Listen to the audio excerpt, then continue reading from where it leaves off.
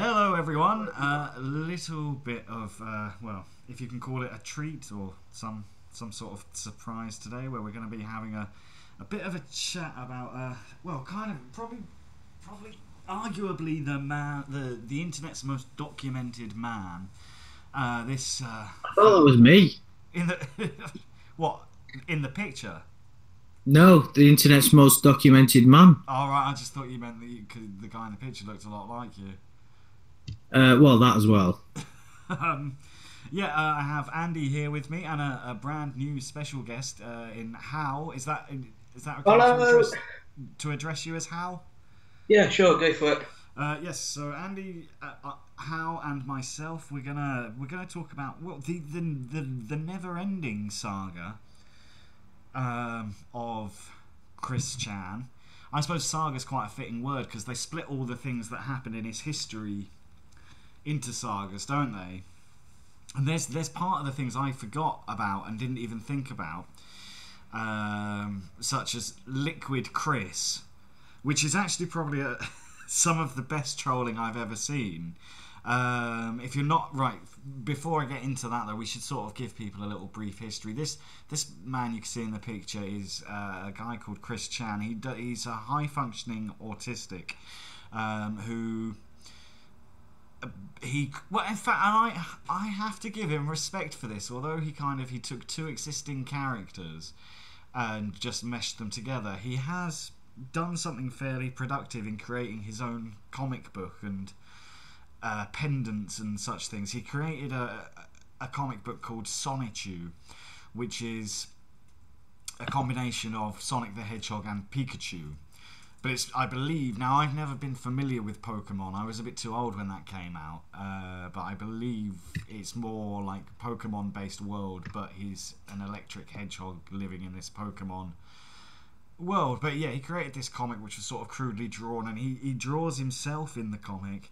And like everyone loves and respects him in Quickville, which is his initials. His full name is Christian Weston Chandler, and the town that that Sonichu is set in is called Quickville, after his CWCville, after his initials.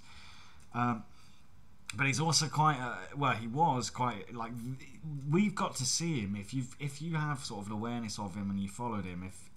Then you've got to see him kind of grow up. But in his early 20s, well, when I say grow up, I don't mean in becoming more mature way, but in his early 20s he went on what he called, I think, was it a sweetheart quest or a girlfriend quest or something like that, Something like that. where he would take a sign into like public places. I believe he did it in his college campus and then somewhere else as well, and he would take a sign saying like he was looking. And this is part of the reason, this is a really important piece of this story, because this is part of the reason that so many people took offense to him, because his sign said, like, actually it's quite similar to you, Andy, in a way, and your problems recently, because his sign said, looking for a girl, must be under £230, must be white. Not that part, Andy, I just meant the weight bit. But No, mine was under £135. well, so you're only going to date anorexics. That was a joke. Yeah, but yeah, and so it had all these stipulations, like she must be pretty, she must be between 18 and 23, and of course people took offence to this. Now, I mean, going to like your college campus and sitting there with a sign saying you're looking for a girlfriend is a bit weird and creepy. And actually, because this is a topic we've covered recently, is incels, and I suppose Chris Chan is probably like the god of the involuntary celibates. He was never afraid to approach women, but from what I hear, because there was the Megan saga, which was a woman or a girl he became friends with at a local place he would go to play like Pokemon card games and stuff, and she sent him a lot of emails saying, you've got to stop touching me and this sort of thing. Like, I don't think in an assaulty way, but in a creepy way he kept touching her. So yeah, that's sort of. So anyway, from there, I suppose I need to explain a little bit more. Sort of. So a couple You need of to explain a lot more. well, a lot more. Yeah, a couple of kind of trolling websites, 4chan and Encyclopedia Dramatica, came across him. Now I don't. Encyclopedia Dramatica can be a good laugh to read from time to time, but it can also it goes too far to try and offend. If that it's odd even me saying that, but I was reading it the other day and I was like, it's not funny when it's just outright being offensive. It's like, I love offensive comedy, but it has to be funny at the same time. Anyway, that's my own opinion on Encyclopedia Dramatica at the moment. Anyway, but we'll probably get flagged because I know a lot of websites. Reddit gives you an auto ban if you even mention Encyclopedia Dramatica. But yeah, so these trolls ran with it, and he ended up getting trolled by a lot of people, very similar to another guy that we know. A lot of women catfished him, got him to do some pretty things I only recently heard, because there's been kind of a spate of new Chris Chan documentaries that I've been working my way through. They've been very interesting, but they got him to do some really dark things, like he wears, of course it's not in the picture here, but he wears his Sonichu homemade pendant thing, like necklace thing. Yeah. And apparently they got him to like put that up his arse. Yeah, we've got another comparison to the TCAT community here, haven't we? What they made Kendall do. But anyway, it's another story. Well, yeah, but yeah, it's pretty dark. Now, this might be a bit controversial as well. A lot of people made fun of his speech patterns and that sort of thing. I find the way he talks in an odd way quite endearing, but he's just not a very nice... Yeah. Do you not? I don't know. No, you know what? Now that you've said that, I get what you mean. It's not. He's not totally unpleasant to listen to. He does have an endearing quality, but a lot of people, if not all autistic people, do have an endearing quality to them, like an innocence. But that's something we'll go into. Maybe later. Well, to come back to his comics he made, he said the first few issues, I think the first 2 issues were fairly normal, and then he had an issue with the woman who wouldn't let put his sign up looking for a boyfriend-free girl, and she became a character like his arch nemesis in the comics. Basically, anyone that crossed him or wronged him would become a character in the comic. Which can I just interject and say that one would assume, and from my brief watching of the documentaries that he's involved in, it was due to his autism. He just didn't understand human relationships, but that's key to what happened to him, isn't it? And it's one of the key points we're going to talk about, isn't it? Well, I think I believe a lot of he was mollycoddled to a huge extent by his parents. His father, from what I heard in one of these documentaries, his father was very old-fashioned. He had a very old father. Well, he was both hoarders as well. So sorry to cut you off. No, that's right. Sorry, Hal. From what I understand, they're both the parents were these massive hoarders. Yes. If you see the photos of their house now, there's a very famous clip. Sorry, massive what? Sorry to interrupt. Hoarders. Frauders. Hoarders. Oh, sorry, I don't know what that means. People that keep everything, they never throw anything out. Right. So their house becomes like more and more filled with junk. There was pictures. He did a house tour at one point, and like he goes through his kitchen now. I don't know what month it is, but he's like, oh, the Christmas tree's still there. We just decided to take the star off it rather than take it down. And but his dad was very old-fashioned and kind of thought like therapy for people with autism would be like straitjackets and lobotomies and that sort of thing.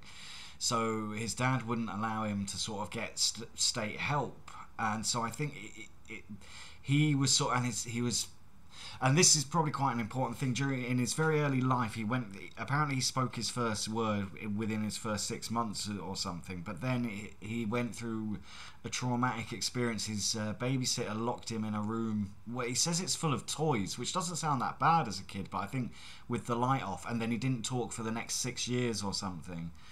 However, I think he started talking again when his mother took him to a toy shop and he started reading the back of a toy. He was very much, I suppose, a product of, I guess, our generation, because he's about the same age as us. And it's difficult. Sorry, Adam. Yeah. It's difficult to explain to people what type of person he is unless they've kind of had not obviously first-hand experience, but unless they've watched one of the documentaries or read a lot about him, because then you get a feel for the, it's difficult to convey in words the type of person he was. Do you agree? Yeah, well, I think a lot is to blame with the parents and how they treated him and sort of, you know, showed him it's okay to keep everything. If you see his room, it's filled with toys and things, and even now he's still sort of making his Sonichu comics. Victor's just said in the chat he gets $9.50 a month from his patron. Yeah, he and does. still Yeah. makes some money. Is that actually confirmed as true? Well, I don't think Victor's lying. I just know that there's a lot of bullshit going around the internet. Well, don't forget, this guy, I mean, it must get a huge amount of attention, even though a lot of it is negative. It's probably not hard for, you know, if you've got hundreds of thousands of people watching your every move to get a small percentage of them. I think I even read it's only across something like 12 patrons that he receives that amount of money, and there's It's a good point. It's a good point. He's just tapping into a huge sort of, not a fan base, but a huge following. A little bit like Lorne tried and failed to do, but we'll try not too much to say that word. It's kind of funny because, yeah, the parallels are very easy to be drawn between Chris Chan and Lorne Armstrong, although in kind of the internet folklore world, Lorne is a speck in history, whereas Chris Chan is always... I mean, Chris Chan his life is almost like the Truman Show, because so much of it was put online. And I suppose to an extent that did happen with Lorne when, you know, we were getting 8-hour phone calls and things with him. But yeah, Lorne tried to be the next Chris Chan and failed. He didn't fail. He failed dramatically, didn't he? But should we not try? You even said there's no more TCAP content on this channel, didn't you? Well, we can make the odd reference, but I'm not doing any like fully TCAP based videos with that as the theme. But you know, you can't put stipulations saying you're never allowed to talk about TCAP again. No, you said that, and you've got to keep to your word. Otherwise, you're a hypocrite. Everyone knows I'm a hypocrite. Sorry to quickly just in here. I've managed to track down his Patreon page. I don't know. I could just go on to Patreon. I've got it up here in front of me actually. Yeah. He's got here, and from what it says here, $584 per month from 33 patrons. Okay. Yeah. So okay, it's a bit less. Yeah, because Amelia's just said, what do these people give him money for?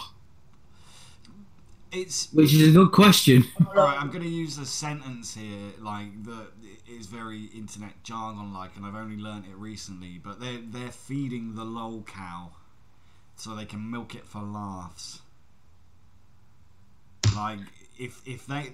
Basically, one of the trolls that he had claimed that his younger brother died when he refused to make a new issue of Sonichu because he was so pissed off with the trolling and that sort of thing.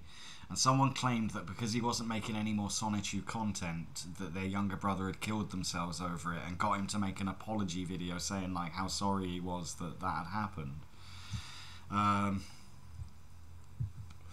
The thing with the Chris Chan trolling, there's been so many different people doing so many different things, like, and I think now I mentioned Liquid Chris earlier, and they had this thing going on where basically this guy, and if you Google Liquid Chris, it's actually very funny, and he basically copied his mannerisms and his speech and claimed to be the real Chris Chan and the real creator of Sonichu. And rather than getting pissed off about someone mimicking him, Chris Chan got annoyed that someone was trying to steal his identity and take credit for his creative work. But they had this sort of on-running feud where like the other guy would dress like him and claim he was the real Chris Chan and tried to say that Chris Chan's name was something like Ian Brandon Anderson or something like that. But I mean that kind of it's still trolling, but it's not as dark as like I think it was called the Julie saga in his life, which was when basically a 13-year-old boy pretended to be a girl for months, got him to have phone sex with him and stuff, and then revealed he was. Of course, we need to mention as well Chris Chan. Now, we haven't spoke about him recently, even though I've titled the video "The Re-emergence of Chris Chan." But Chris Chan had a big issue with homosexuals and gay people, and also, from what I hear as well, he didn't like black people very much either. So he was quite an unpleasant person. Oh, and I meant to mention as well, his dad worked in electronics when he was younger, and was kind of a lot to do with I don't know about groundbreaking technology, but that's why he had all like the newest computer systems when they first came out, the Nintendos and the Master System and all that sort of thing. But yeah, so he got trolled in many different ways, but the Liquid Chris saga is actually a very ingenious troll because the guy is actually, it's very funny the way he does it, and I don't think there's any malintent behind what he does to him. And in fact, one of the trolls, one of the women, it reminded me a little bit of the Lawn Ramona saga, because one of the girls who trolled him, she kind of disappeared off the scene and no one knows. I forget her name, but she tried to better him and tried to make him improve himself, but then she kind of just disappeared, and that was that. However, now I said he's got a huge problem with gays. Apparently, from what I've heard recently, because he's still got an online presence, and that he's now bisexual and he's a cross-dresser, and he's part of it, or I think it's now defunct, but he was part of a club called Tomboys and Tomgirls, which I guess is people that like to dress up as the opposite sex and do the opposite sex's activities. Well, he's appeared in an interview sometime recently, I can't remember when, and he's completely grown out his hair and was wearing a dress and everything. So yeah, he's done that quite a lot of times. Though I think in one of his earliest trolls, there's a photo of him wearing his mother's underwear, isn't there? Yeah, I think so. But it's now. Do you think this? It's a very strange question to ask, I suppose, but could there have been any positive influences from this trolling? And do you think it was ever justified?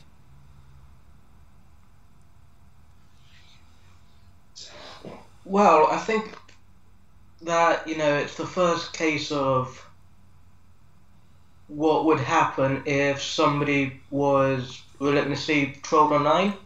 Mm. I mean, it was the first case ever, I think, of okay, this is the effects of trolling.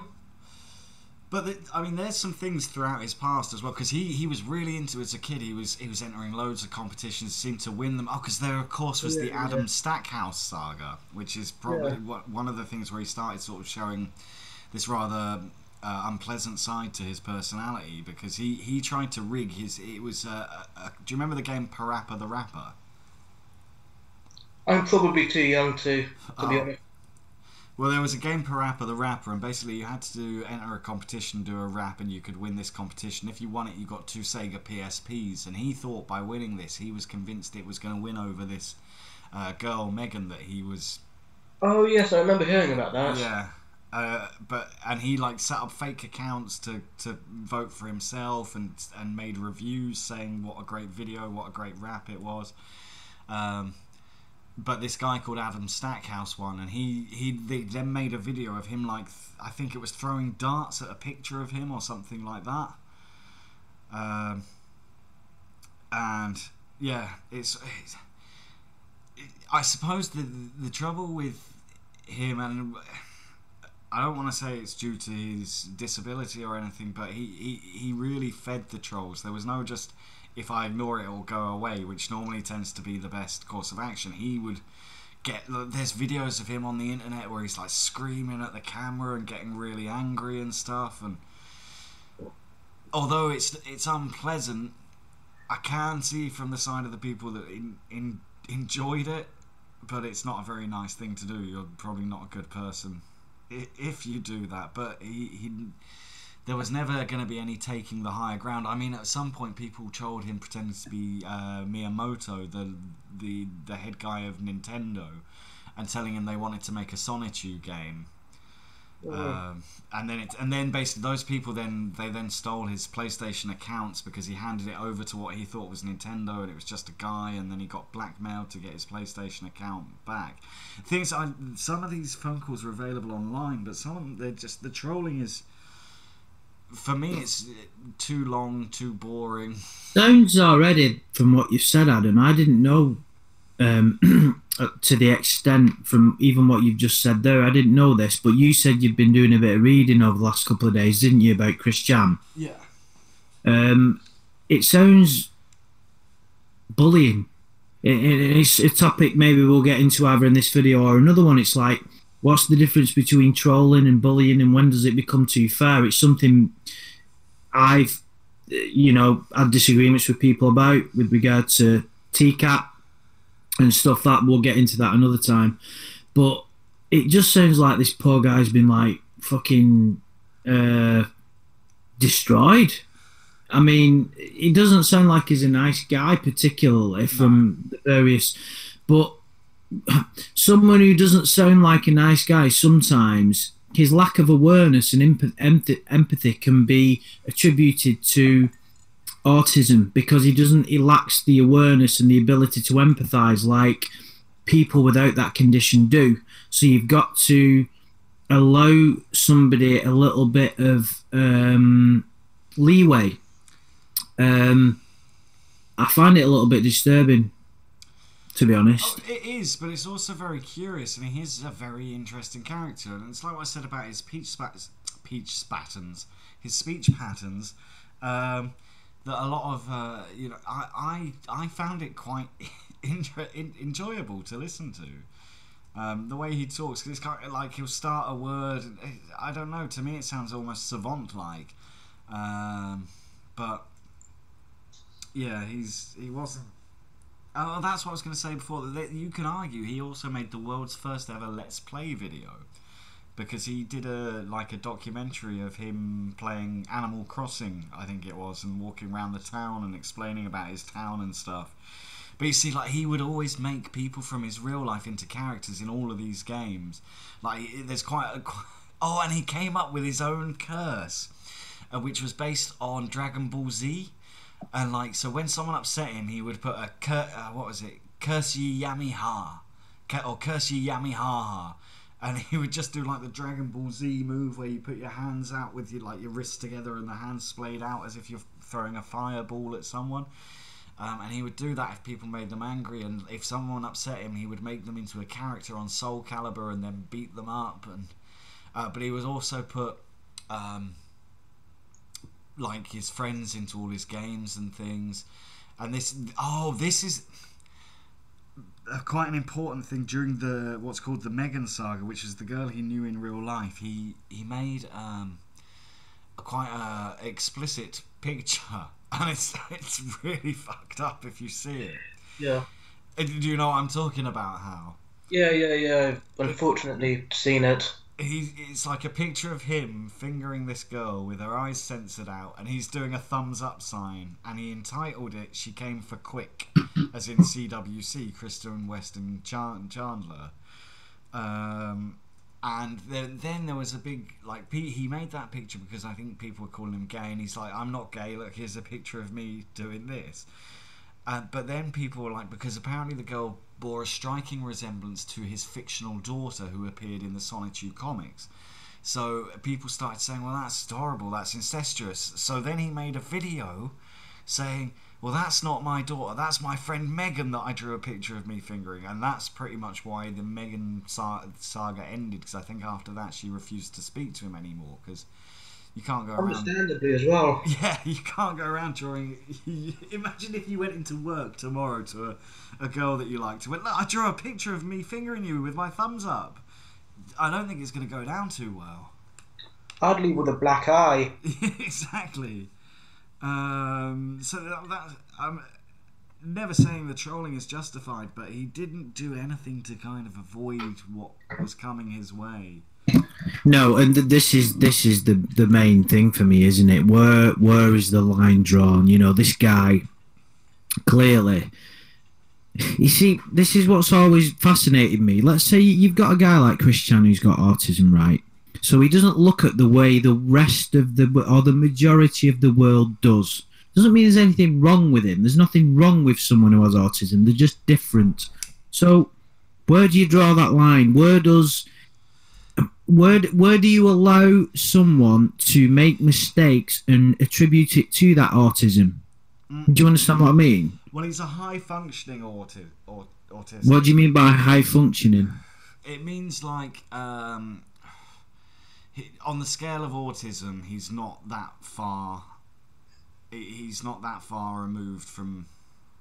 So he's not got a severe case of autism. No, is that what you mean? No, exactly. Right. Okay. No, I mean we can gather that from the videos.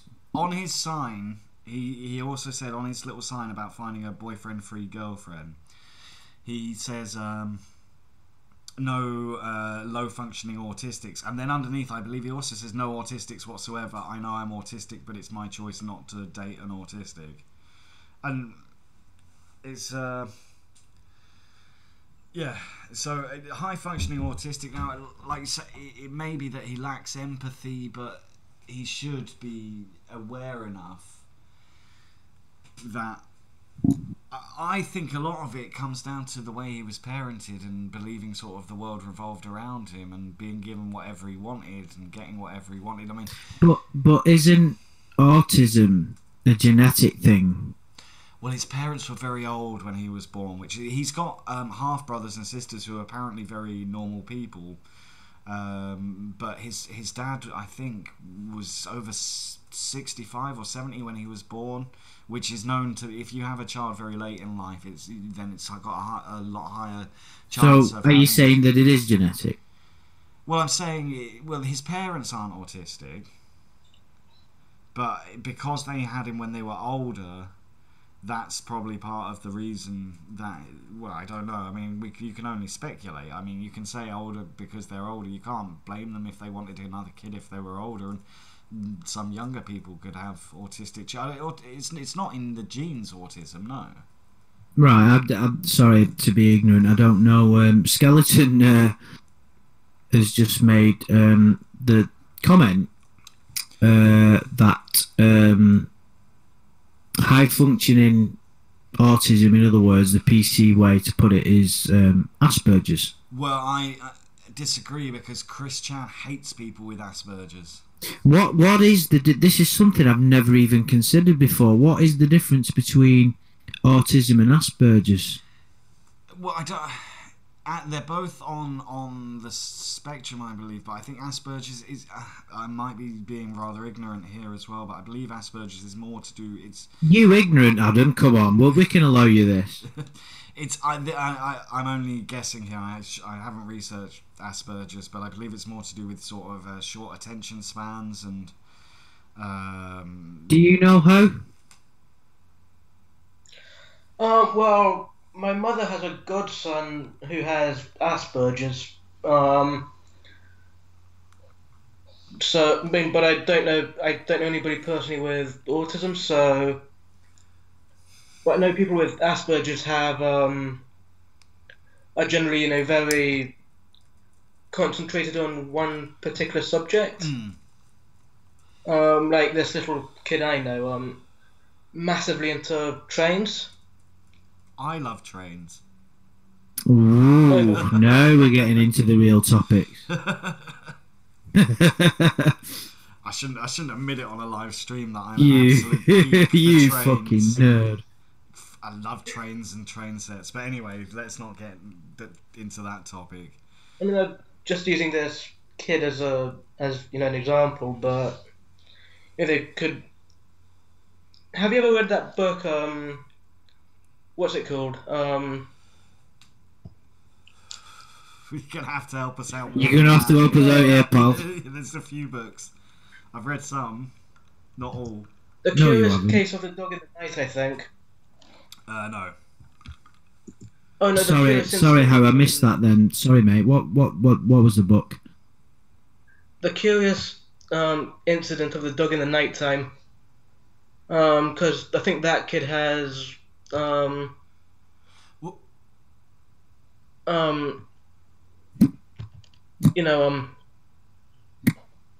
yeah, he has Asperger's. Oh, I have heard of that book. I haven't seen it yet. So Skeleton said he would know. He has Asperger's. I hope he doesn't mind me saying that. Well, he's just said it in the chat, so shouldn't. But no, this is a thing. A rival comic to Sonichu appeared called Asperchew. And, oh dear. yeah, and it was. So actually, perhaps that proves Skeleton's point right. Maybe I don't know if he has high functioning autism or Asperger's. He's definitely on the spectrum somewhere. But yeah, they made these like the efforts people went to. Some of it's quite insane. Like you can see like the clips of it, like little songs and things like saying like. Like taking the mickey out of his sign about not wanting girls over 230 pounds or no black girls, and they made this Asperchew comic sort of. Oh, and the Jimmy Hill saga. I forgot to even mention the Jimmy Hill saga. Do you remember? Hill? Yes, the Jimmy Hill, Andy. Yeah, but they don't know him in America, do they? Exactly, that's why they used him. They put the face of the football pundit Jimmy Hill, or soccer pundit for our American audience, Jimmy Hill, who we know very well because he's a very famous footballer. Do you remember when he used to go on fantasy football, Adam? They used to get piss out of him. It was fucking brilliant. Sorry to digress just slightly. Have you seen the fantasy football clip where they make the Jimmy Savile joke? Oh, I've not. No, when was that? You can just see it online. Just type in fantasy football Jimmy Savile. I'm going to do that now. And they make this joke about Jimmy Savile fancying 8-year-olds or something. And this is like, years and years ago. It was very insightful. But yeah, sorry to digress into Jimmy Savile from Chris Chan. Alright, yeah, fine, thanks. Andy's literally... You can play it out loud, Andy. Sorry. Stato's on. Stato!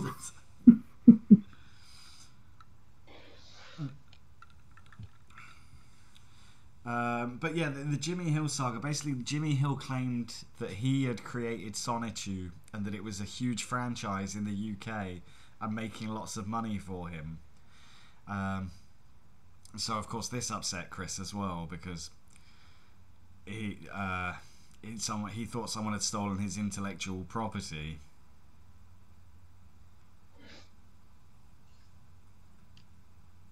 I'm just looking at the comments on that video in relation to Jimmy Savile, but we'll not get into that. That's another topic for another day. Yeah. Oh, I watched... can I digress a little bit? Yeah? I watched the other day, when I got a bit of spare time at work, the Savile documentary that Louis Theroux did. It was a follow-up to his original documentary. When he was like talking about how he felt guilty because he didn't cotton on to what he was really like, and it was it was brilliant, really harrowing, but brilliant to watch. I've seen it like 3 times. Oh right, no, I'm just saying it's really, really good. We should do a video or a stream sometime just on him, maybe. Yeah. Well.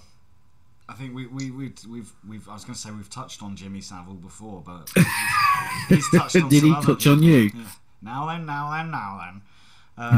Rackle, jewelry. Jangle. Anyway, let's.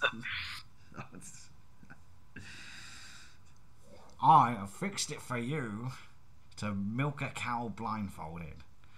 I enjoyed your singing, by the way, Adam. In did you like that? do you know what? That was real. I really enjoyed that, because it was like it was getting a bit like taking the piss out of that guy, and then suddenly it broke into quite a nice song that you could join into, and it was your shite singing was kind of endearing. Oh, well, there you go. Maybe I'll do a sing along at the end of everything. Everyone can hold their lighters off at the end of every scam baiting stream. We can all sing a lovely song. Wouldn't that be great? Yeah. We can unite the world in Adam's scam baiting videos. Wouldn't that be something? Yeah, we can all touch each other's hands. Hands across the world. Hands across Barcelona. I thought you were going to say hands touching hands. Touching me, touching you. I better not sing. I'll get told to shut up again. Anyway, yeah, it went down much better than I thought, that singing, because I was bored with the call myself, though. He was becoming a bit of a boring guy, so I just thought I'd just start singing. That was I like that character you played, though. It was funny. Yeah, Hal's roommate told him to shut up. He thought it was him singing. But anyway, we're here to discuss Chris Chan. So yeah, we are. So I've given you both as much of a brief history as I can of Chris Chan, and of course now, the latest I've heard of, we've kind of mentioned it already, but the latest I've heard is he's now cross-dressing, he's bisexual, he's getting out there, he's going to clubs. There's like he's posting things on his Facebook, like of him dressed as a woman going, "Loved the beats at Electro Club last night" or whatever, and things like this. Like it sounds now like he's having quite a fun social life. But where's the sorry, Harry, go on. Oh, it was me, but yeah. In fact, I'm going to see if I can find it to play it now, because I want to play the song. He made a song which was singing to Backstreet Boys' "I Want It That Way," but he changed the words. I really do want to listen to that. Stick it on. It changed the words. The difficulty is, I don't know if you guys are going to be able to hear this very well, because he basically just played the normal song with the vocals on. He didn't even get a karaoke version or anything. He just played the normal song and sung over the top of it. But I'll see if you can hear this. Can you guys both hear this? Hey, look at me! I'm sad and lonely without Keeps cutting out, but I can't hear it.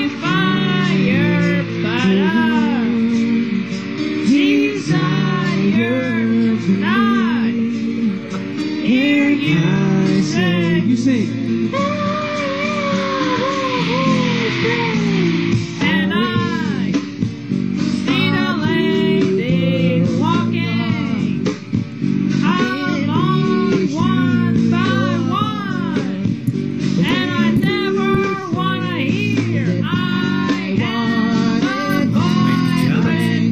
Tell me why I'm stuck as a virgin with grace. Tell me why I'm so neat and cute, girl. Right, if you couldn't hear that, so the lyrics were something like, I never want to hear you say, I've got a boyfriend. And then he goes, tell me why I'm still a virgin with rage. Tell me why I can't find a girl my age. But yeah, of course, his recording of it is literally over the top of the Backstreet Boys' original Virgin. Carol, the off-singing part was Chris Chan himself. That was, you just heard a live version of Chris Chan. However, as I've played that, I want to play you guys Liquid Chris. Now, remember I mentioned this guy who pretended to be him. However, Liquid Chris was for some reason he got this like cult status on the internet, and like all these girls are making comments like, "Oh, you make me so wet" and stuff, because he just looked like a bit of and he made like a fake, like the pendant or the necklace thing that the real Chris Chan, that Solid Chris wore, was made out of like plasticine, and this guy had the same pendant but made out of paper on. And of course, it's a call to the game Metal Gear Solid. The reason they called Solid Chris the real Christian Weston Chandler Solid Chris, and the one who tried to convince him that he was the real one, they called him Liquid Chris. But he then actually covered. Sorry, I just started the beginning of the video there. He covered his song, but did it much better. If you listen to this, I mean, it's still not amazing, but it's. This is his version of the same song. Without a fire, but a desire to not hear you say, this is Liquid Chris. I have a Chris Chan, Liquid Chris. boyfriend, and I see the lady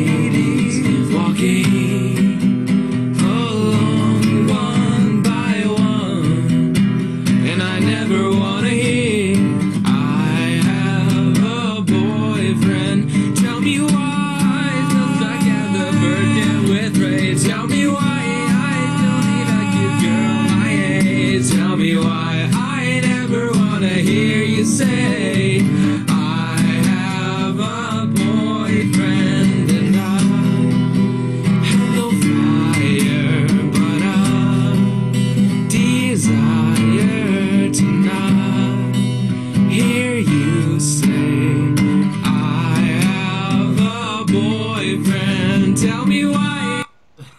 Yeah. So that was Liquid Chris, who actually has a decent voice. And he basically took the same song and then sung it much better.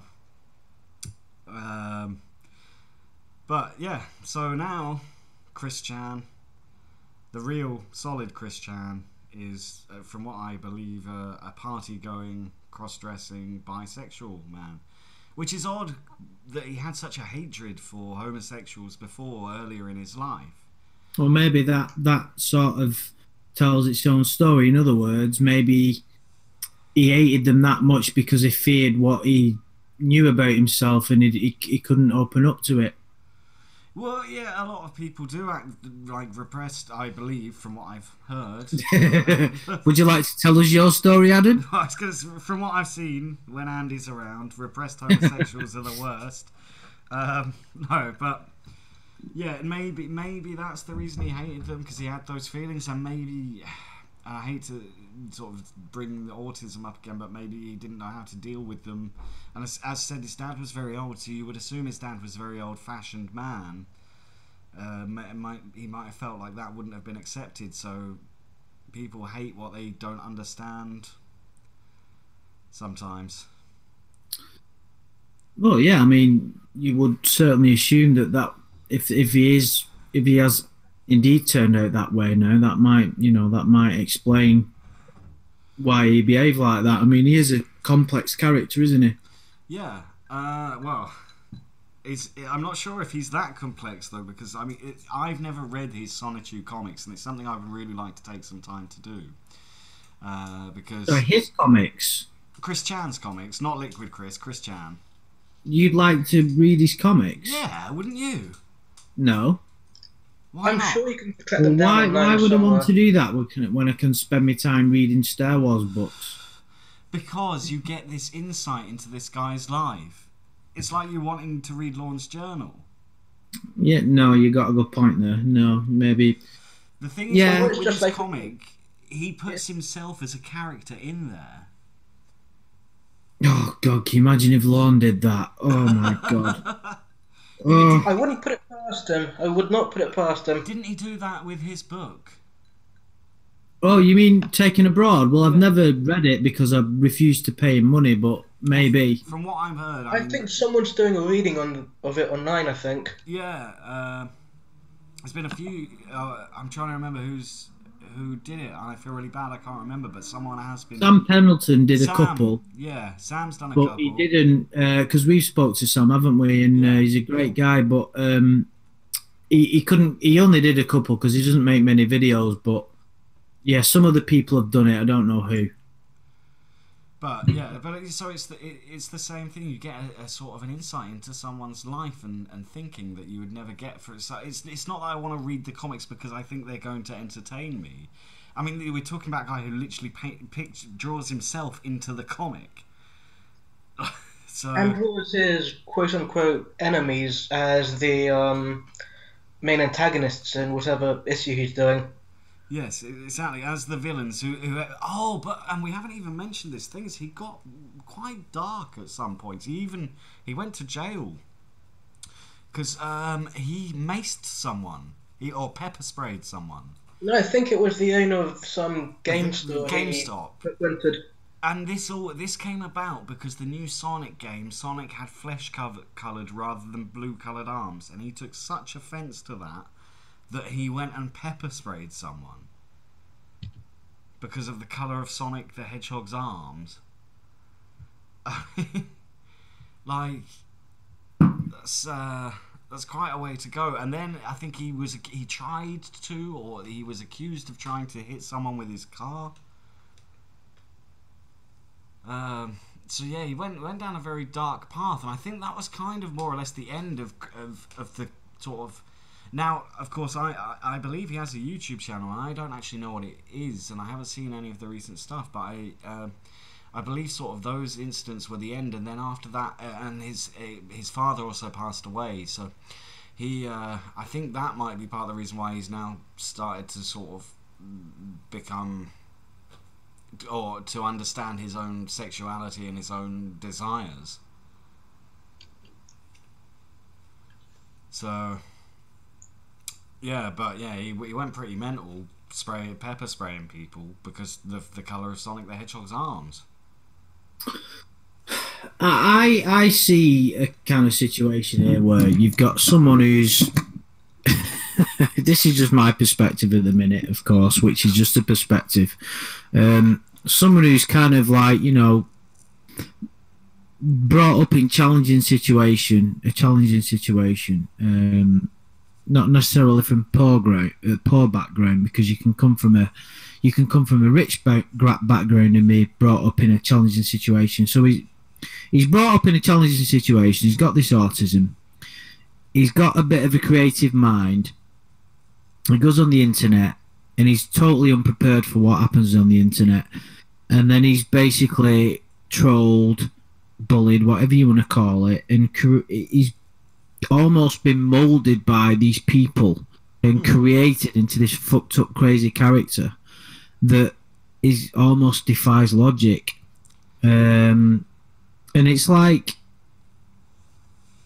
so many people will have got entertainment out of it, just like we have from the lawn side. But it's like, where'd you draw the line? Maybe that's a video, something we can talk about another time, but really... Well, we're planning to do a bit more in-depth comparison. Yeah, we're going to do a more in-depth comparison with Lorne on my channel, where me and you talk about it. I already did it on my other channel before it was... But there's, I mean, the odd thing is, like, we can draw a lot of parallels with Lorne, and probably most of the us, certainly in this chat, and most of the people here are probably familiar with who Lorne is and that sort of thing. However, in the whole course of the internet, Chris Chan is a much more famous figure, much more well known. I mean, these groups of trolls. I mean, it's a whole different level of trolling that probably haven't seen within like the to catch a predator community or anything. Like the amount of people that trolled him and all the information. I mean, if you go on like I'm not sure if it is on Encyclopedia Dramatica. If you type in like quickfill to Google, there's thousands and thousands of results, and it's well, I think what Chris Chan did was when he found out about Encyclopedia Dramatica and some of the maybe misinformation that was on there. Yeah. I think he decided to. I heard somewhere that he decided to maybe overload the Encyclopedia Dramatica with accurate information. I mean, to what effect, I can't quite remember, but... Well, I know he made a video because during one day Encyclopedia Dramatica was facing outages and people weren't able to get onto the website, and he believed it was being taken down due to his campaign against it. And he made this kind of sort of victory video saying, I've won, I've taken down Encyclopedia Dramatica, but then it was back up the next day when their servers were functioning. Yeah. Yeah. But yeah, he's a very interesting case study. There's some really great, and I'm not sure why it's happening at the moment, but they all seem to be trending at the moment. There's some really great, really in-depth documentaries about him and everything that's happened that take a very unbiased view and just sort of explain the whole timeline. There's a lot we can get our teeth into there, isn't there, Adam? Well, I don't mean to change the subject too much as well, but I think something's going on with the YouTube algorithms again at the moment. I think they're trying to rework them out, because one of my videos started getting very popular again, which hasn't happened in a long, long time. I think it's fair to say YouTube is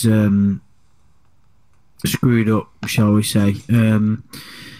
Even Base Sharman put a comment on Facebook not long ago mocking why certain child predators are protected as far as YouTube goes, because that is the main reason my channel was taken down, is because it was seen as bullying and harassment, and they may have a point. I'd never say. I always, I made a lot of mistakes in some of the things I said and the viewpoints and that, but I find it very interesting. Where does, like you said, it's something we'll get into on another video, but where is this line between trolling and bullying. And bullying is, in any situation, bullying is obscene. It's a disgusting thing. And trolling is trolling. Bullying, what is trolling? Well, you know. I believe there is a level you can take the piss out of someone. Yeah, but that's taking the piss. but That's banter. That's the different. first That's video, totally different. Well, is it banter if it's someone you don't know, like personally? The first video I ever made on this channel. Someone's just made a comment there. Can I taste your nuts? Which is a brilliant thing to say, because Is it? were we bullying or trolling John Pierre Wary when we made them videos that a lot of people liked? The video you and I made on John Pierre Wary, though, I think it was funny, but John Pierre Wary is not someone I'd ever feel guilty out of taking the piss No, but out. what gives you the right? What gives you the right to say you don't feel guilty about whether it's him or someone else? We didn't He's a directly affect his paedophile, life. that's why. Yeah, but we didn't directly affect his life in any way. No, but you don't know that though. This is the thing. This is why I always struggled with a lot of the lawn videos I made, because I always thought if I made these lawn videos slagging him off, and in some videos I'd quite like, you know, from one perspective, quite rightly did. If he sat there watching that video, would it make him throw himself off a bridge? Because I don't want that. I'd never wanted that to happen. But there is a line, and the balance is very hard to find. But I made a video. The first video I ever made on this channel was, it was making fun of a guy who made a terrible video about he was trying to jump on the bandwagon because it was when do you remember, I don't know if you guys remember, about a year or so ago everyone was making the cutting something with 1,000-degree knife videos. Yeah, I remember that one. Yeah, well, he made this video cutting James Dowlett I think his name was, or something, and he titled it like cutting through my trainer with 1,000-degree knife. But in the video none of that happened. All he did was take a normal knife which he didn't heat up and chopped a Lindor chocolate in half. And I made this whole video kind of dissecting his video. But I don't think I was ever outright mean. I was just kind of like, what the fuck is this? What is he doing? The guy came across it. James Dowsett, his name was. He came across it and he left a video saying this is hilarious. He left a comment, saying this is hilarious. I was like, do you know what? That shows that even if you watch this video, because the kid was maybe 17 or something, and he came across a little bit, no offence if he ever does listen to this, he came across a little bit chavvy. And I thought he wouldn't get it, or he'd start a hate campaign or something. And I think in that video I towed the line of making fun of terrible content. I think if someone took one of, I mean, I was going to say but I've certainly made some awful content at times. If someone took that and made a video taking the piss that was funny, even if they were using me as the butt of the joke, I wouldn't take offence. But then it's a different level when you're... Does it not matter under how it's done? Because you take the piss out of me a lot, even like really extremely, but I know that it's not done in a malicious way, and it comes from a place of love, though. Oh, thank you, Adam. But what I mean is, it doesn't, from from one perspective, you're right. You're not doing it to be mean. You're not doing it to try and hurt me. You're doing it because you're taking the piss. Yeah. It's literally, that's the definition of banter. But when does it become doing it maliciously? I mean, there's very obvious lines that I don't think personally should be crossed, such as getting people to insert things in their arse by making you think you're their girlfriend or something. It's just a bit odd. And you would have to question the mentality of the person. Someone that does that, but what do you mean? But how do you stand if that person is a known child predator? In fact, forget that question. We'll get into that another time. Forget that. That throws up a very different ethical dilemma there, because if someone is a known child predator, then does that not give you right to do whatever you want and do? Exactly. We'll get into that another time. But in regards to getting an autistic guy who's desperate for a girlfriend to chop up his favourite homemade medallion and shove it up his butthole, I would say that is crossing the line by some distance. I mean, you could do the Liquid Chris thing. I actually think that it was a parody or satire even, and it was very well done, the Liquid Chris thing. But so much of the trolling around Chris Chan has just been flat out mean.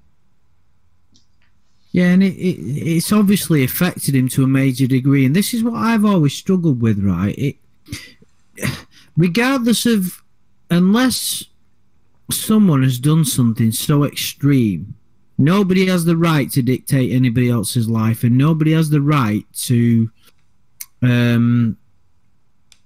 take advantage of somebody else's weaknesses or somebody else's condition. You know, you're going to do this and I'm going to take the piss out of you. And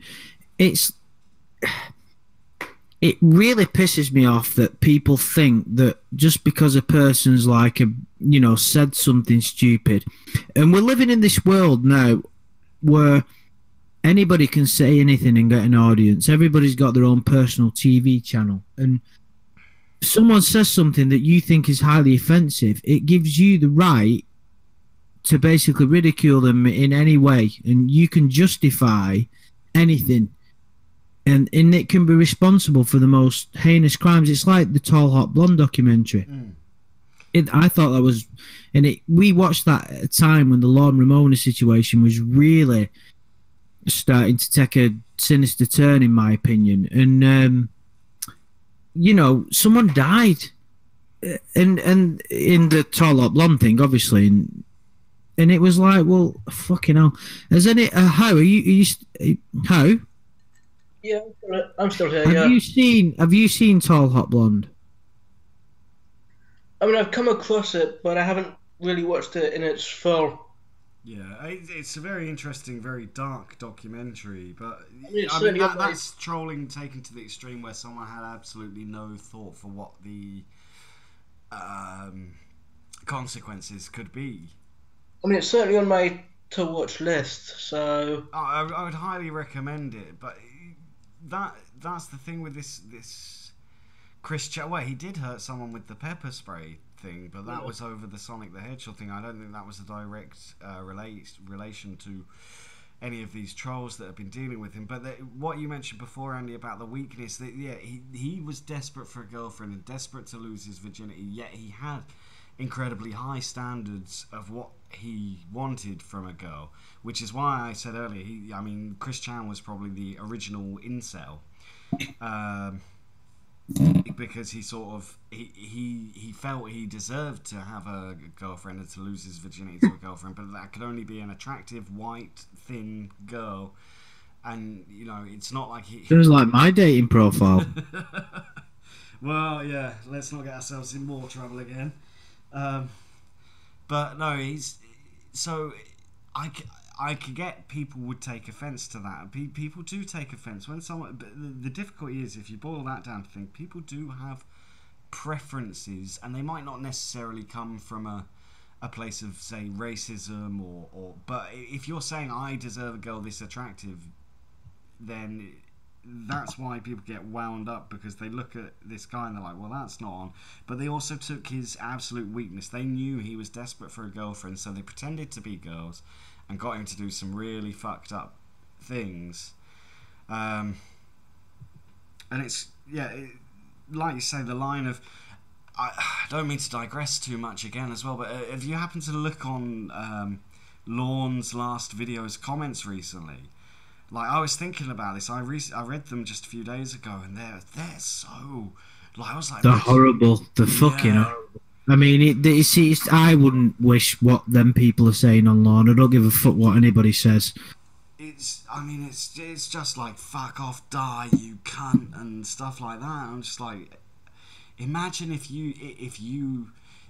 Not saying that Lorne deserves it, what he tried to do was despicable, but Chris Chan hasn't even done anything that bad, in my opinion. He's been a bit... And he's been trolled more than Lorne has. And Lorne appeared on national TV. How does that fucking work? Get your head round that. But Chris Chan he's the original troll victim. Whenever... As I said before, if anybody's looking at what the effects of trolling are, I think the Chris Chan is a perfect case study. Yeah. But I mean, the lengths and breadths that these people went to was incredible. However, if now we'll never know, because you'll never know, because he's had a life lived online, but maybe he is now the person that he was always going to become, and perhaps through this trolling he found himself because of it. I'm trying to just look for a positive spin on things, but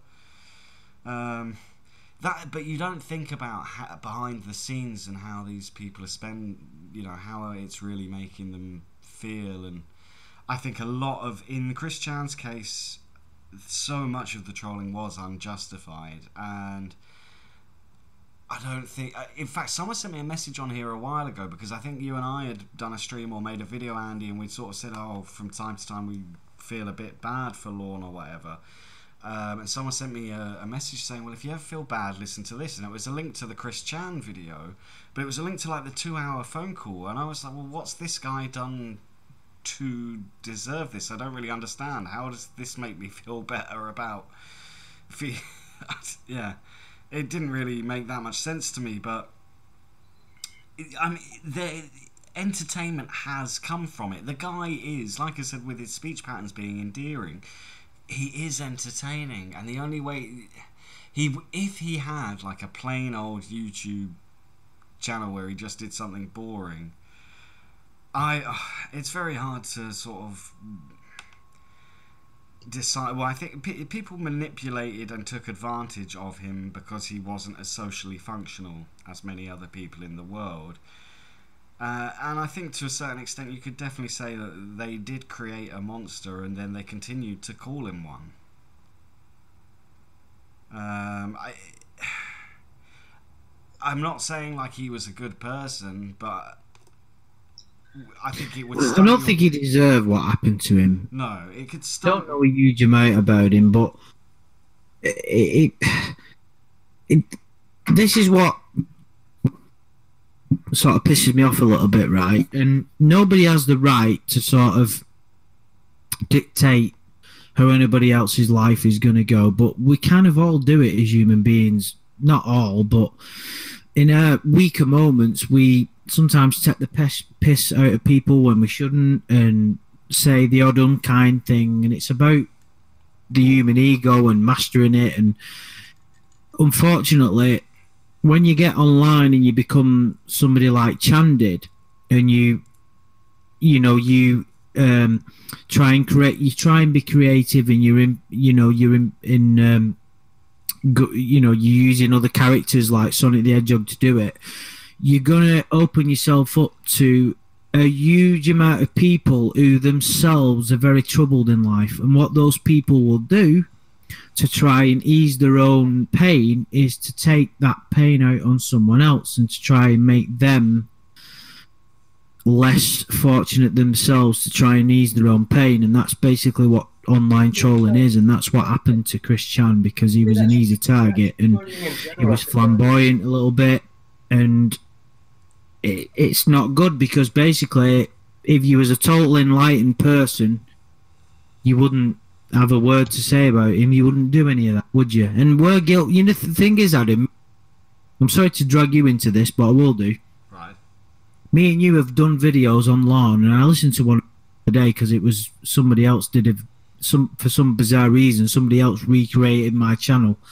It was me and you took the piss out of him when he tried selling T-shirts. You know, it was called Lorne Armstrong Entrepreneur, and it was, to be fair, it was very fucking funny. Yeah, but it he was was the time trying to gain money from his fame on To Catch a Predator. I think that's exactly. It adds another whole element to it. He tried to make money out of the fact that he did whatever he tried to do. He tried to sleep with a child. He didn't see it like that. His own brain couldn't process the fact that that's what was going on. We ridiculed him, and most people would agree, quite rightly so. But from another no, but I think perspective, he we asked for don't have that, the right but to the same way comment on somebody else's life. The same way we're justifying that we did that is probably a lot of the same ways that the trolls who trolled Chris Chan tried to justify it to themselves. But I would say in our case, it probably was more justified because we're talking about someone who's on the sex offenders register trying to make profit from it, whereas Somebody who never actually harmed a child. well, yeah, Somebody but still, whose crimes who were have had hypothetical. intent to do so, though. I would say that makes it's an them far more attempted.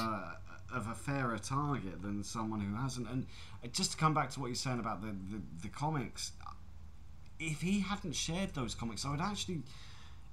It's almost kind of something you can respect him for, because I mean, I don't sit down and draw or write and stuff like that and use that as an outlet for my emotions. He did that, but then at the same time he wanted to share those comics because in his mind he believes it's going to change people's ways of thinking. He thinks to himself, if I write this story and I paint the people who have wronged me into the comics, then everyone's going to come on my side because my comics are amazing. But if he used that as a creative outlet and just made those comics and kept them to himself, and then someone found out about them, you'd be like, it's quite a cool thing to do, really. Well, that's how he got famous in the first place, I think. When he was showing his comics on some small site somewhere, and then they got discovered, and he kind of like blew up over the next however long it was. Yeah. Emilius just asked if it was Chris Chan aware the people he dated were underage. Well, no, as I am aware, the only person who was underage was the 13-year-old boy who pretended to be a girl to him, and he just took everything at face value. And so he went along and had phone sex, and I believe that was the person that got him to like have sex with a blow-up doll while saying the name, and you can hear the audio recording where it's going, "Oh, Julie, Julie, Julie," and then the boy goes, "Oh, by the way, you." In fact, he mentions Chris Hansen. The boy goes, I'm a 13-year-old boy. You've been talking to me this whole time, you pedophile. I'm gonna get Chris Hansen. Yeah. So it's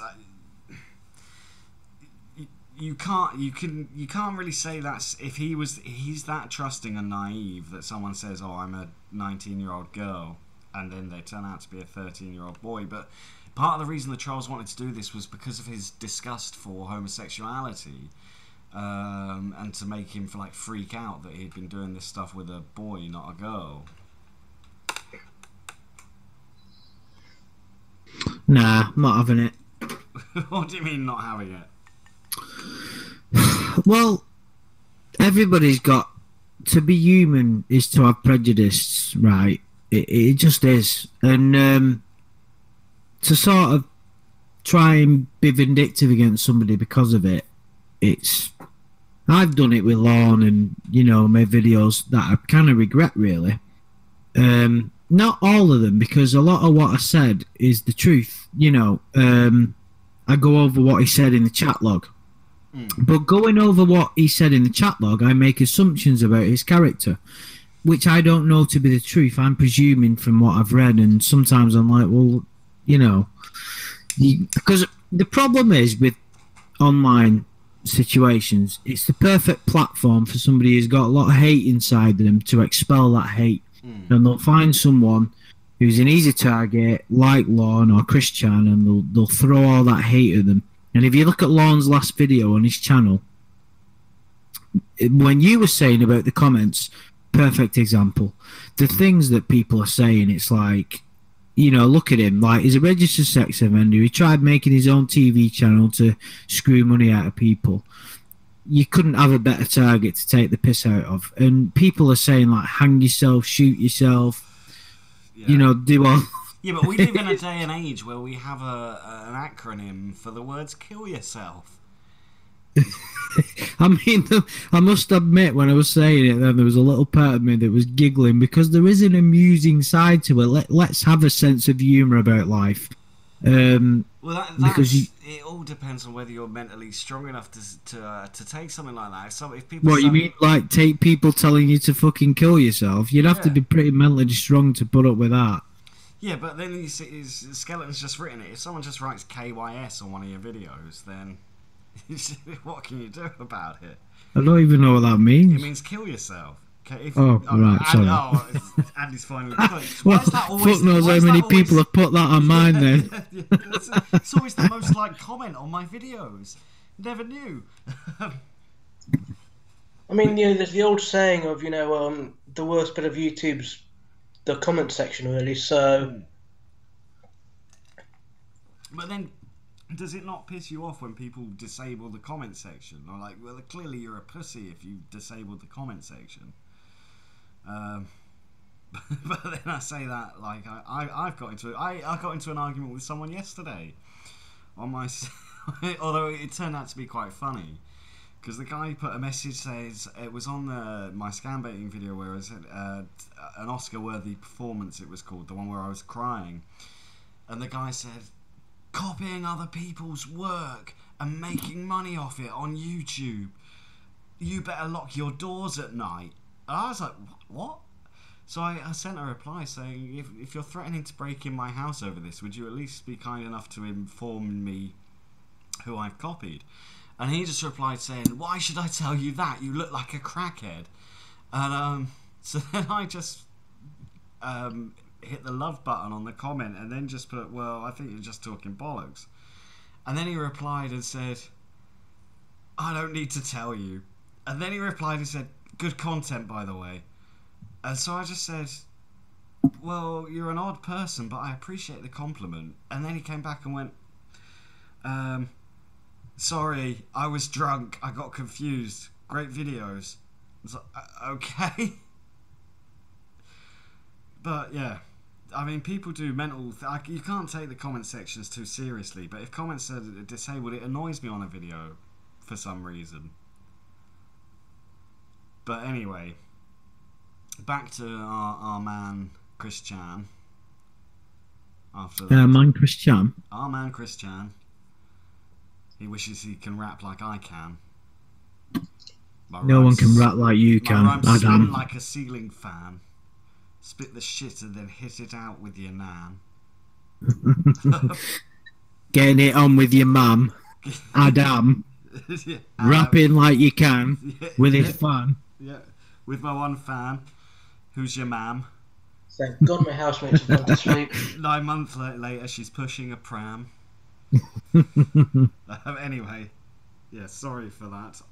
Thank God my housemates have gone to bed. The world's worst rap battle.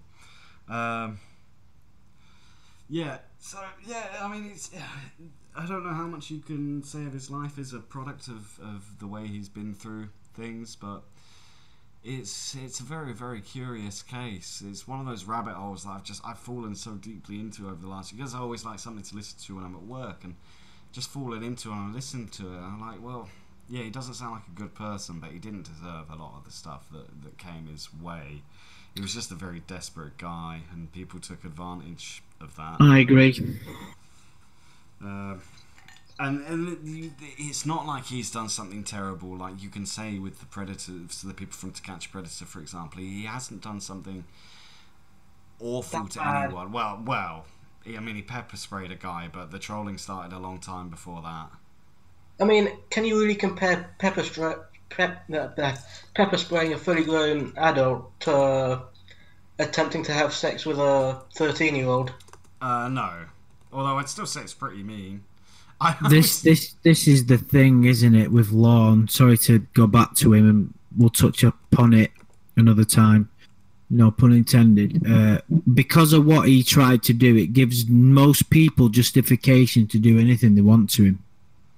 Really, because if you're trying to not defend him, but sort of bring balance to the situation, you're almost fucked because you can't because of what he tried to do.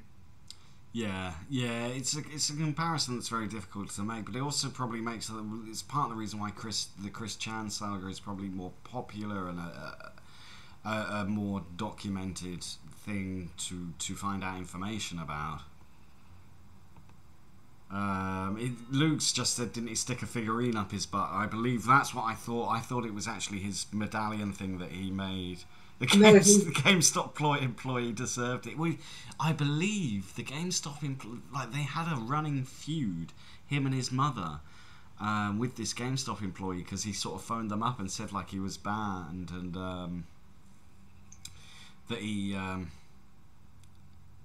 that sort of set this off, along with the fact that Sonic the Hedgehog had flesh-coloured arms, and that made him very angry.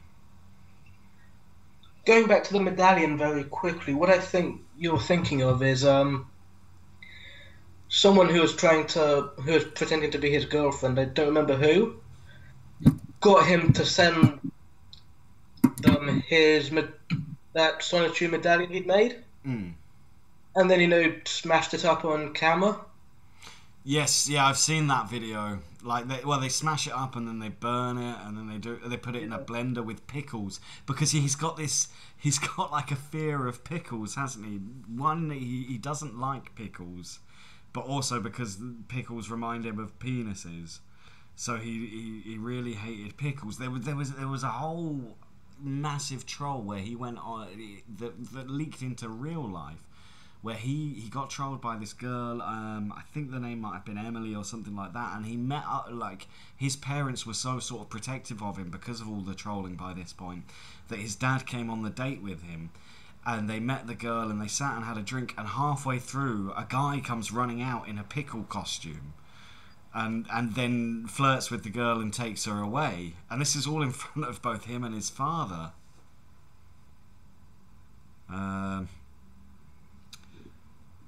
So yeah, I mean, the trolling it became outside of just on the internet as well, and into real life. And I mean, the extent that someone who must have gone to for that troll as well, like to pay for the hire of a pickle costume and or to buy a pickle costume, it's Or to make one, maybe. I don't know.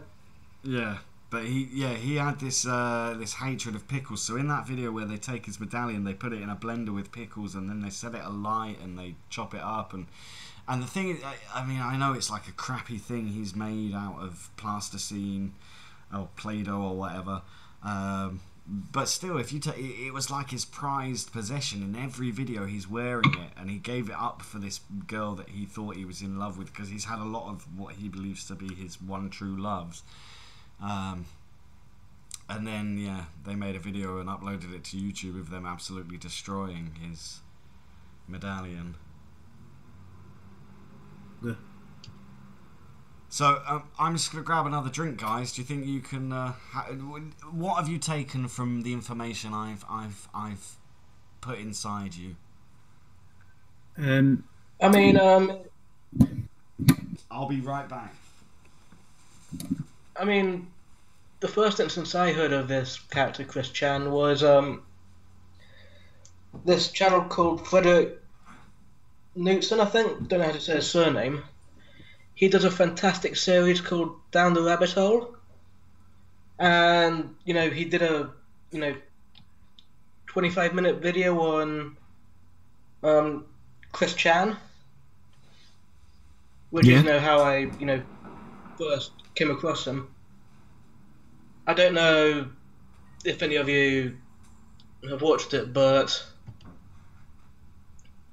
I'll see if I can link it in the comments. Yeah, I'm sure, to be fair, after this chat, I'm sure a lot of people will be quite interested to see some of the stuff that we've talked about, see what kind of character is, because there's so many things that went on with him, that what people got him to do, and we've not even touched on half of it, and it's still, going on to this day. So it's just I mean, check out, I've sent this to you over the Skype chat thing. Oh, did But I've come across this, over the Skype chat. I've linked his Twitter. Right, I'm only in the Discord chat at the minute, but I'm sure I can be sent it at a later date. Yeah. In fact, I'll give out it's at CWC Chandler, I think. No, sorry, at CWC Sonichu. If any of you want to you can find his Twitter at that. Yeah, I'm sure a few people will do. I mean, it's you know, I made a YouTube channel, and it was simply about Lorne Armstrong, and it did quite well, considering it was just about him. And you could do a channel just about Chris Chan because of so many more people interested in him, and it's just a form of trolling. And Where did you get 3,000?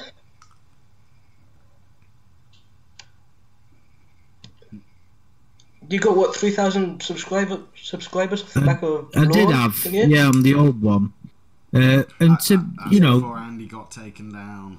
Yeah, that's what I mean. And the only reason it got that high is because I made a lot of videos about. But people found Lorne interesting. The people that knew about him couldn't get enough of those videos.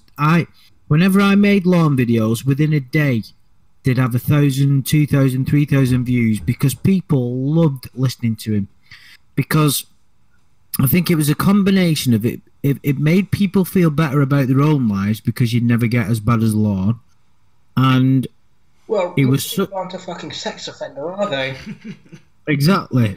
Yeah, I mean, you could even our sort of patented phrase, "At least I'm not Lorne Armstrong," you could change to "At least I'm not a sex offender." Well, 2 out of 3 of us here could. Fucking sex offender. No, but I mean, this is a hypocrite tendencies coming into play. I didn't agree with a lot of the Ramona shit, but fuck me, some of the moments that we got from that stuff were just fucking gold. I'm not a fucking sex offender. Anyway, let's not go into that. You can look even deeper into that though, because literally before that, I'm sorry that we've digressed into a Lornish branch here, but even before that, he goes, "I am a sex offender, but I'm not a fucking sex offender." He's like, I'm a registered sex offender, but I'm not a fucking sex offender. He's literally having mental difficulties over whether or not he's a sex offender. Anyway. And it's fucking pure comedy gold. And you know what makes it even funnier, Adam, right? If you think about it, me and you are both huge Office fans, aren't we, right? And it's probably one of the best well-known comedies throughout the world in the last 20 years. But the good thing about them Lorne things is there's only a handful of us that know about it. It's comedy that's up there with the greatest comedy ever written, but yet only a couple of thousand of us know about it. And it makes it even funnier. Do you get what I mean? Yeah, I mean, that's part of the reason that all of that, I mean, because it was reality TV, but it was also very funny reality. I mean, I love all that stuff, like the first stages of the X Factor, when you get all the really weird people on there, and the people who sing terribly, and then they get angry when they're told that they're not getting through, and they can't believe it. Like the people that have that absolutely zero self-awareness. And actually, this is something I wanted to mention about Chris Chan. In a way, I envy his lack of self-awareness. You mean ignorance is bliss? Yeah, very much so. Like, if you can just be so sort of not self-aware that you think you're always in the right, wouldn't that be a wonderful way to live? Oh yeah, you're not kidding.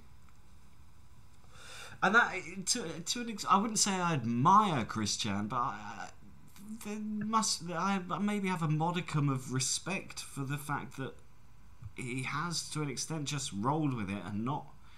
And he did something creative. I mean, he stuck with it, which is more than what you can say for me and you. How many projects have me and you started and never fucking finished? Well, exactly, yeah. I mean, he's stuck with his Solitude thing. I don't think he sticks to he doesn't have a release date and he says, okay, I'm going to bring out the comic on this date or whatever. But he's created something, well, not completely original, but something original. And he's put a lot of time into it. I mean, the drawings are very rudimentary, but it's still probably something more creative than I've ever sat down and done. And certainly more creative than I've ever done as well, so So this, like, people can control and take the piss, but you have to respect someone that you know, he wanted to write a comic book and no one's going to publish it, so he just put it up online.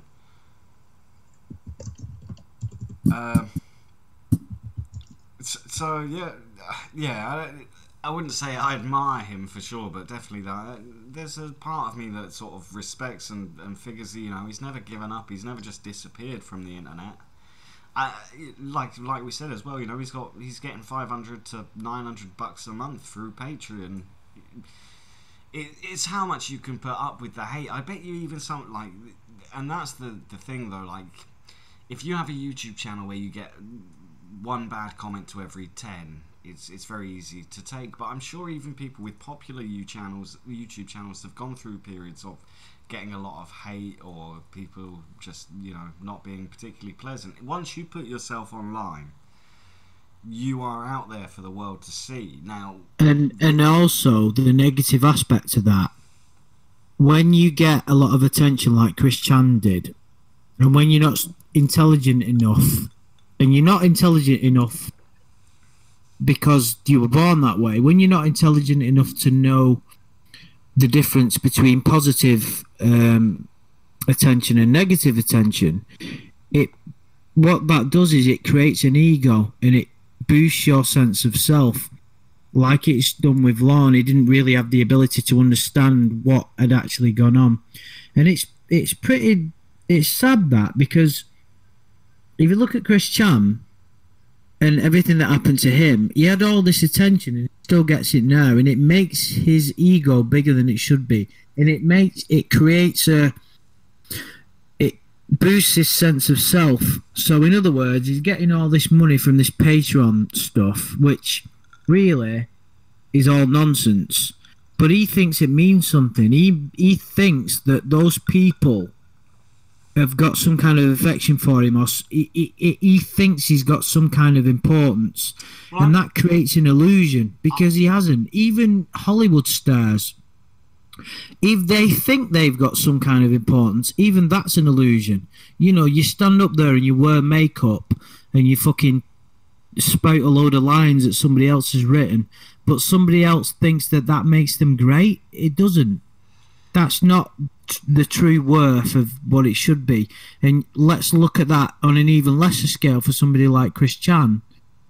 Can you imagine what that would do to you? That would create destruction, and that's exactly what it's done.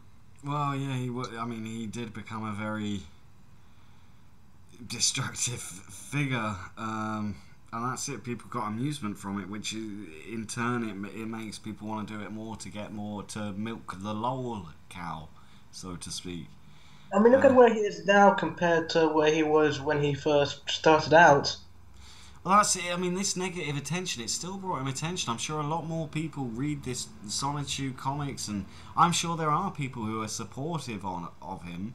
You know, some of those people, it's very hard to sort of differentiate between the people who are encouraging whilst taking the piss, and people who are genuinely sincere about the encouragement. And I'm sure there's probably a few people in there who are very supportive. There's probably a lot of people who have taken the way he's been trolled and the extent of his trolling to very much offensively, and want to support the guy. But it's, you know, differentiating between who's actually supporting him and, you know, those that, you know, just saying they support him to gain his trust. Like we did with, like a lot of people did with our old friend Lorne. Yeah, but yeah, so Chris Chan, I don't know why now he's becoming so popular again. I don't know why I've been recommended so many of his videos again, but it has been a fun rabbit hole to go down and to see what he's become now. Could you directly correlate the picture that he was told to send of him in his parents' underwear to his now having a cross-dressing interest? You never know the answers to those things. I mean, was he told to put his parents' underwear on, or did he do that voluntarily? I think he was asked to, but I don't quote me on that. I think there's a photo and you can see it's definitely his mum's underwear because it's sort of one of them massive saggy bras. It's a pretty odd picture because he's not a small guy himself. But yeah, it's. I think he was goaded into wearing his mother's underwear, I believe, but I could be incorrect in that. But yeah, so he is now. Maybe now he's found himself. Maybe he's in a better place. We should do an update. We'll do another stream soon. I think the three of us should go away and find try and find his actual YouTube channel. You found I've managed to track it down. Oh, okay, nice. But we should take some time and have a look at it and see if if he has grown as a person at all. See, maybe we can all hope that something positive in the end has come out of this. But it's very hard to imagine as well.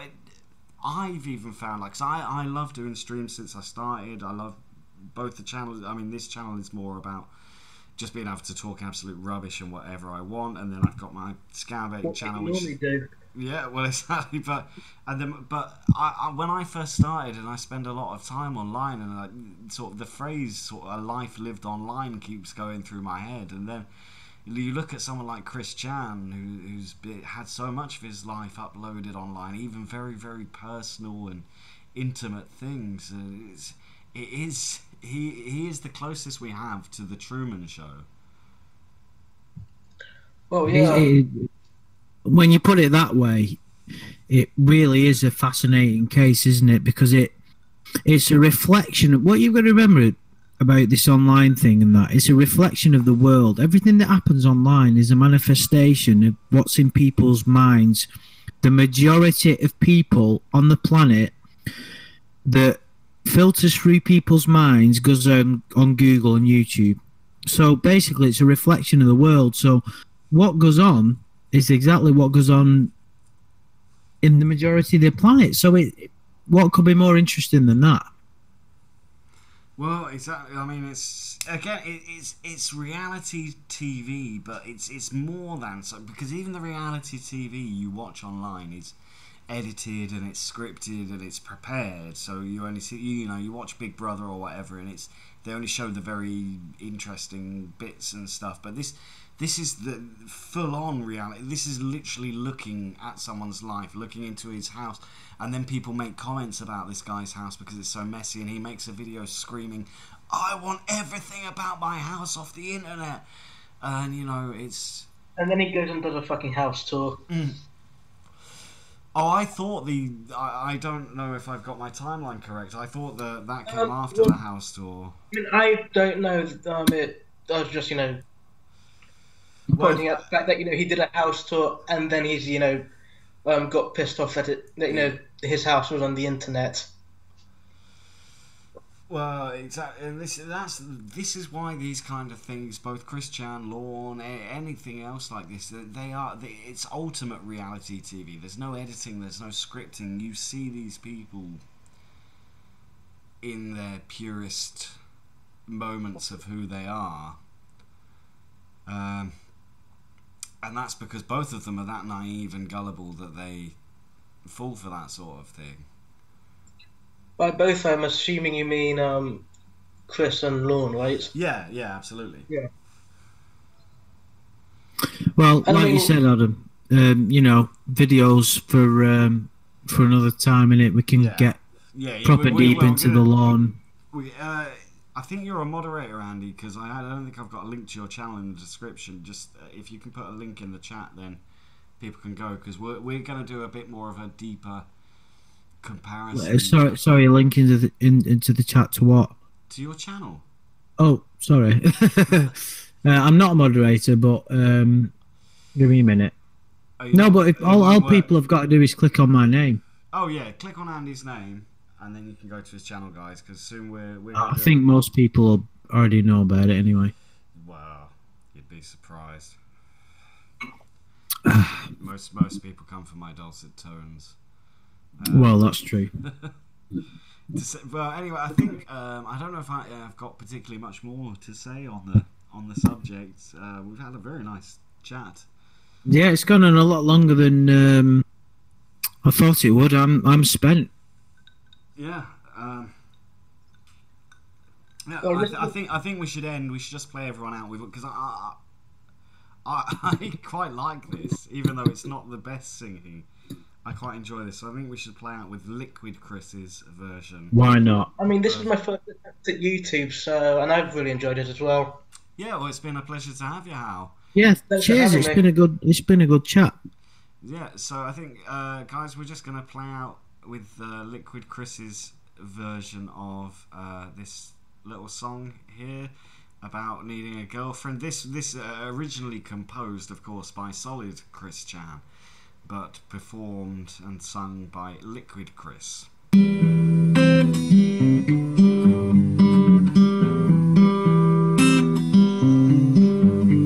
Without a fire, but a desire to not hear you say I have a boyfriend, and I see the ladies walking along one by one, and I never wanna hear I have a boyfriend. Tell me why it feels like I'm the virgin with rage. Tell me why I still need a cute girl my age. Tell me why I never wanna hear you say I have a boyfriend, and I have no fire but a desire to not hear you say I have a boyfriend. Tell me why I feel stuck as a virgin with rage. Tell me why I don't need a cute girl my age. Tell me why I never wanna hear you say I have a boyfriend. Why do all of the jerks get all of the pretty girls? Yeah, you may not know this, but I want you to know that I am a lonesome heart without a fire, but a desire to not hear. Don't wanna hear you say yeah, the virgin with rage. So need a cute girl my age. I never wanna hear you say I have a boyfriend. Tell me why I feel stuck as a virgin with rage. Tell me why I need a cute girl my age. Tell me why I never wanna hear you say I have a boyfriend. I have a boyfriend. Never say it now.